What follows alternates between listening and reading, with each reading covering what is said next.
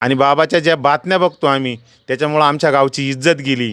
ही इज्जत त्या मंदिराची नाही गेली पाहिजे, कारण आता ते ईशान्येश्वर मंदिर म्हणजे आमची प्रतिष्ठा झाली. त्या मंदिराची विटंबना होऊ नये म्हणून गव्हर्मेंटने याच्यात आहे ना सखोल आम्हाला सहकार्य करून त्या मंदिरात गव्हर्मेंटने पुजारी ठेवा, नाही तर गावाच्या ताब्यात देऊन गाव तिची पूजा अर्चा करीन. त्या मंदिराची विटंबना झाली नाही पाहिजे अशी आमची गावकऱ्यांची इच्छा आहे. खूप छान मंदिर आहे, बघितलं मी. हां, मंदिर खूप छान आहे. खूप आपल्या देशातून बाहेरून लोक येतात, बघण्यासारखं आहे, वातावरण चांगलं आहे.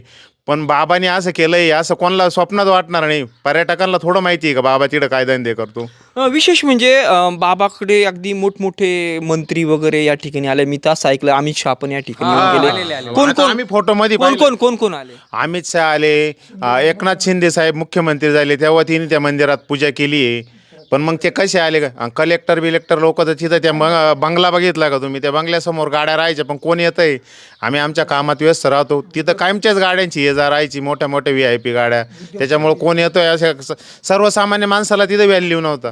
आमच्या गावातल्या एका मोठे हां, गावातल्या एकाही माणसाचं प्रकरण तिने हँडल केलेलं नाही. गावातला कोणी माणूस गेलाय पण नाही. आणि जेव्हा लोकांना माहिती पडलं का बाबा थोडासा असा वेगळा वागतोय, त्याच्यानंतर गावातले लोक तिथं मंदिरात सुद्धा जाणं येणं कमी झालं. कारण आम्हाला तिथं ही कधीची गोष्ट आहे?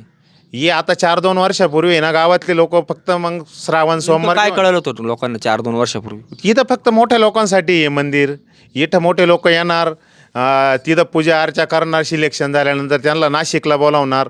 मग आतमध्ये काय काळे धंदे बरं भिंतीत आता तो बंगला आलिशान आहे, त्या भिंतीच्या आत काय चाललंय कोणाला काय माहिती. म्हणजे सिलेक्शन पण व्हायचं? हां. आणि आता आम्ही तर असं ऐकलं का त्या बंगल्याची झडती घेतल्यानंतर तिथं काही पिस्तूल काडतुसं पण सापडले. कशासाठी वापरत होते, म्हणजे आमच्या गावाची इज्जत कशा प्रकारे गेली आम्हाला शरम वाटते तिची.